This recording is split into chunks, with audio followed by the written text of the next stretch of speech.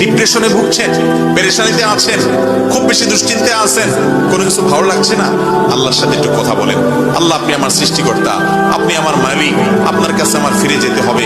আপনার কত অবাধ্য হয়েছি, কত নাফরমানি করেছি, কত সীমা লঙ্ঘন করেছি, কত নির্দেশ অমান্য করেছি, কত নিষেধ লঙ্ঘন করেছি।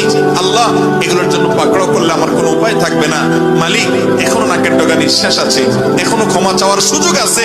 আপনি ক্ষমা চাইলে ক্ষমা করে দেন। আমি তওবা করছি, আর কখনো নির্লজ্জ কাজ করব না, আপনার নাফরমানি করব না।